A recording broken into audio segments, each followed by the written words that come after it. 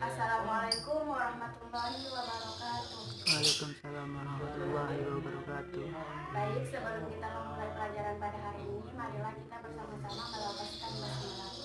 Bismillahirrahmanirrahim. Ibu absen dulu ya. Muhammad Ridho. Hadir, Bu. Muhammad Ridho Sobriana. Hadir, Bu. Baik, hadir semua ya hari ini. Apa kabar hari ini? Baik, Bu. Alhamdulillah baik ya. Sebelum kita memulai pelajaran pada hari ini, Ibu mau tanya. Ada yang tahu kalau hari ini kita mau belajar apa? Tidak, Bu. Lah, kok nggak tahu? Nggak belajar ya tadi malam di rumah. Nah, hari ini kita akan belajar tentang iman dan amal soleh. Sebelum Ibu masuk ke materi, Ibu akan sampaikan dulu tentang tujuan pembelajaran. Nah, sebelum Ibu lanjut ke materi, Ibu akan sampaikan dulu tentang tujuan dari pembelajaran kita pada hari ini. Jadi tujuan yang pertama, siswa dapat menyebutkan hubungan antara iman dan amal soleh dengan baik dan benar. Yang kedua, siswa dapat menyebutkan dalil tentang iman dan amal soleh dengan baik dan benar. Nah, di dalam Quran surah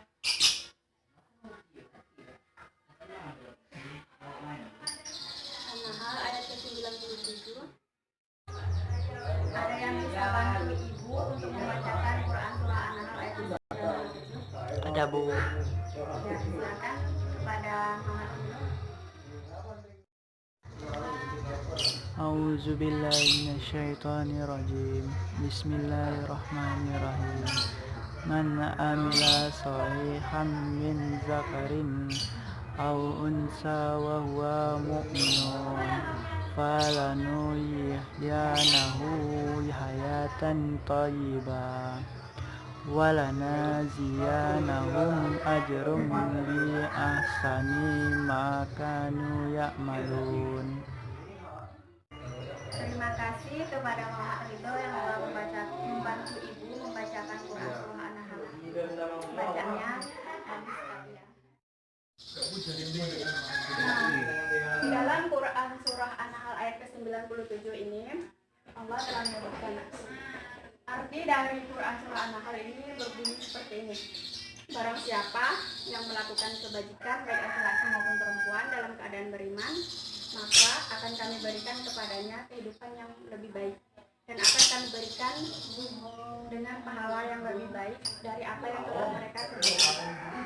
Nah, Allah Subhanahu wa Ta'ala telah berfirman di dalam Quran surah An-Nahl ayat 97 ini tentang keeratan hubungan antara iman dan amal soleh.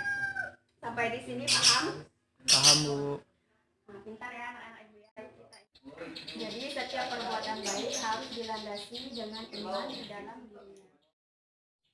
Karena dengan imanlah yang akan menentukan balasan yang akan Allah berikan. Itu artinya ketika setiap melakukan kewajiban atas apa yang Allah bebankan, itu harus didasari dengan adanya keyakinan akan balasan yang akan Allah berikan terhadap apa yang telah diperbuatnya. Dia harus tetap menyadari bahwa Allah lah yang mengaruniakan karunia rahmatnya kepadanya sehingga dia masih diberi kesempatan untuk berbuat baik di muka bumi ini. Jika demikian, maka Allah akan menjanjikan memberikan balasan di akhirat terhadap apa yang telah dikerjakannya, amal soleh yang dikerjakannya, dan ia akan merasakan manisnya iman yang senantiasa menyertainya. Sampai di sini paham anak-anak Ibu? Paham, Bu. Alhamdulillah, pintar ya anak-anak Ibu. Nah, Allah Subhanahu wa Ta'ala telah memperkuat firman-Nya dalam Quran surah Al-Imran ayat 92 yang berbunyi tanalul birra hatta tunfiqu mimma tuhibbun wa ma tunfiqu min syai'in fa innallaha bihi alim.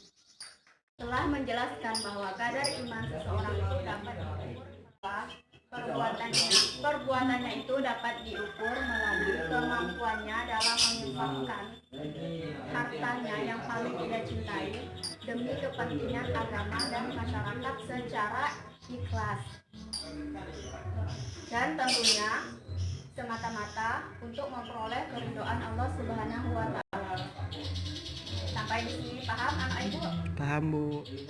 Jika ia telah mampu mendermakan sebagian harta yang paling ia cintai itu, maka ia telah sampai pada suatu tingkat kebajikan yang sempurna. Dalam ayat tersebut Allah Subhanahu wa Ta'ala juga telah menjelaskan bahwa ketika kita melakukan amal soleh itu harus tergantung niat dalam diri masing-masing. Dan di dalam ayat ini Allah Subhanahu wa Ta'ala mengatakan ketika kita melakukan kewajiban itu harus dilakukan secara sembunyi-sembunyi agar terhindar dari sifat riya. Sampai di sini paham ya? Sekarang ibu akan melanjutkan materi tentang tolak ukur kebaikan. Adi Sailaba yang berkata Nabi Muhammad SAW bersabda, kebajikan adalah sesuatu yang menenteramkan jiwa dan menenangkan hati manusia, dan dosa adalah segala sesuatu yang tidak tenang, membuat jiwa tidak tenang dan tidak menenangkan hati, walaupun ia diberi nasihat oleh para ulama. Hadis riwayat Ahmad. Nah, di dalam hadis tersebut dapat kita ambil menjelaskan bahwa kebaikan adalah segala sesuatu yang menenteramkan jiwa dan menenangkan hati manusia. Sedangkan dosa adalah sebaliknya, segala sesuatu yang membuat kita tidak tenang, segala sesuatu yang membuat kita tidak tenang dan tidak tentram. Perasaan menjadi gundah gelisah akibat dosa yang kita lakukan. Nah, sampai di sini paham? Paham, Bu. Alhamdulillah paham.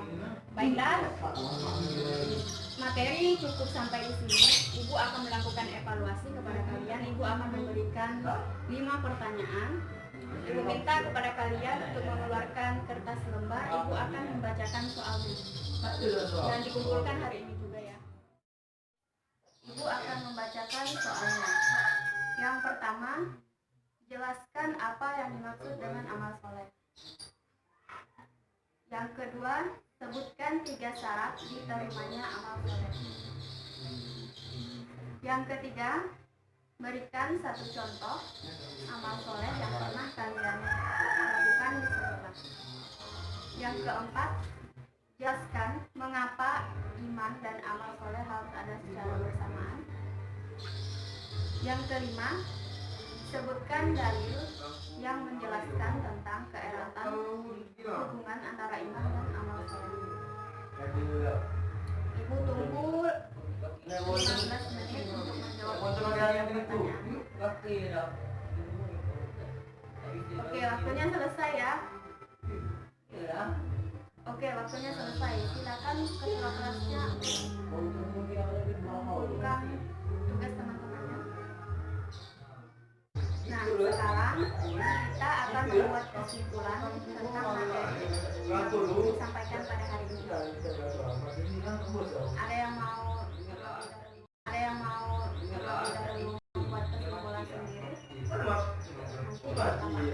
Ada, Bu. Sekarang kesimpulan dari apa yang telah disampaikan. Yang pertama, laki-laki dan perempuan itu di dalam Islam mempunyai kedudukan yang sama dalam melakukan amal soleh dan harus dilandasi dengan keimanan. Orang yang selalu beramal soleh kehidupannya senantiasa sejahtera lahir dan batin. Yang ketiga, ketika kita menginfakkan harta kita, haruslah sesuatu yang sangat kita cintai. Dan yang ketiga, kita harus ingat kecil apapun perbuatan baik yang kita lakukan pasti akan dibalas oleh Allah Subhanahu wa Ta'ala. Cukup sekian materi yang Ibu sampaikan pada hari ini. Kurang lebihnya Ibu mohon maaf. Dan Ibu minta kepada kalian materi pada hari ini kalian baca di rumah agar ilmu yang kita dapat pada hari ini bisa melekat di dalam ingatan kita.